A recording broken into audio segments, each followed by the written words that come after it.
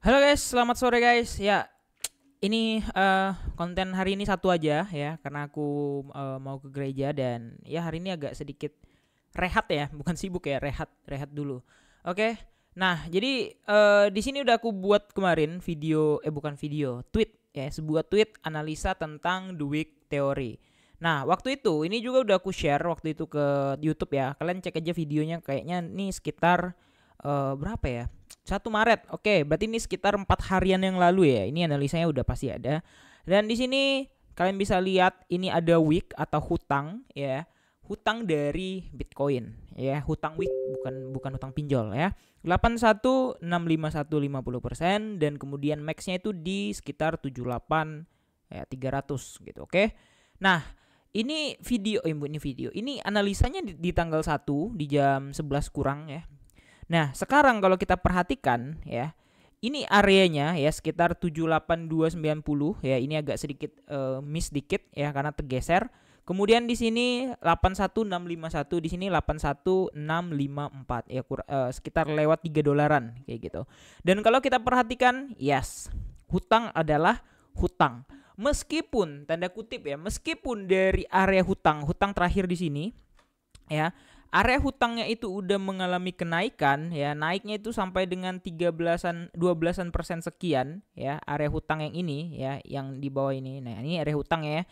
Nah, jadi hitungan hutangnya itu ya, ini adalah weeknya, kemudian ini adalah bawahnya, dinaikin sampai ke atas 12%, kemudian dibalikin lagi dan dibalikin lagi di tanggal berapa ini? 4 Maret. Kalian bisa lihat 4 Maret dibalikin lagi ya sampai ke bawah.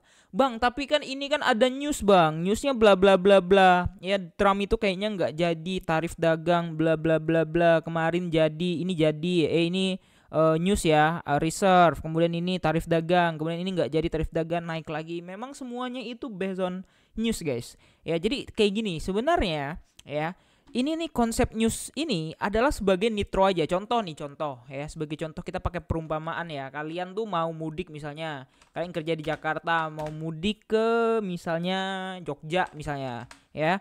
Nah, kalian kalau pakai apa namanya? Pakai bus ya, pakai bus atau pakai misalnya kereta itu kan, misalnya ya pakai bus, let's say misalnya 10 jam, aku nggak tahu ya, ini asal-asal aja ya, 10 jam pakai bus gitu ya, kemudian pakai kereta itu kurang lebih let's say 8 jam, sedikit lebih cepat misalnya ya.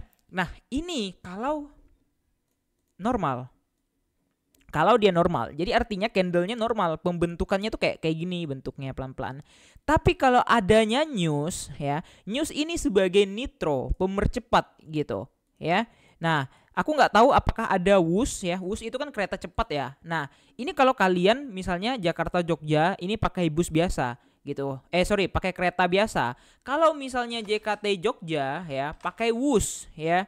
Tahu kan WUS ya, kereta yang cepat itu ya, bisa jadi dia cuman 3 jam atau 4 jam misalnya, 3 jam atau 4 jam. Ini contoh aja ya, karena aku nggak tahu pastinya, tapi ini perumpamannya kurang lebih kayak gitu. Jadi nitro ini, news ini sebagai nitro. Kalian tahu ya, main game itu kalau main balap itu ada tekan nitro, itu pemercepat ya.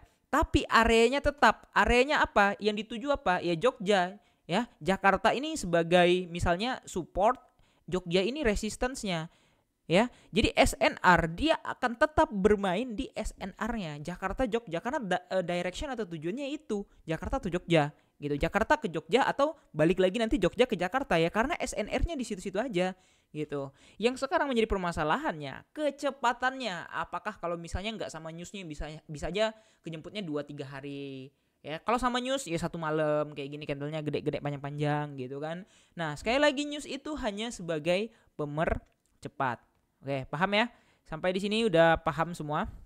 Nah, kita lanjut analisanya ya, karena ini nggak bisa lama-lama ya. Nah, jadi nextnya BTC akan ke berapa? Nah, jujur kalau aku lihat secara market structure ini udah menunjukkan showing bullish ya, udah menunjukkan sedikit bullish. Dan ya, alasan bullishnya kenapa, Bang? Yang pertama dari RSI-nya, dan yang kedua dari support, support ya, benar-benar support trendline STL ya. Nah, jadi directionnya untuk targetnya ini, aku berani untuk menunggu lagi di area ini kemarin ya, rejectnya di sini ya, pas ya, rejectnya di sini kemarin ya, ngehit kemudian kena resist dikit balik. Oke, kita akan tunggu di area sekitar berapa ini, di Fibo ini ya, 90331 sama 94050 ya. Kita akan tunggu di situ. Kita lihat apakah akan ke situ. Kalau benar berarti benar, cuman dimanipulasi market kemarin. Tapi dari satu candle ini aja terciptanya 1,1 billion liquid. Nggak sampai 1,07 ya, 1,07 billion likuidasi. Itu long sama short sih, tapi 800-nya itu pasti long kayak gitu ya. Nah, jadi gimana menurut kalian? Apakah BTC sudah bullish dan kemana BTC akan selanjutnya bergerak? Kira-kira gitu aja. Jangan lupa untuk like dan subscribe. Makasih sudah nonton video ini ya. Salam kereta cepat.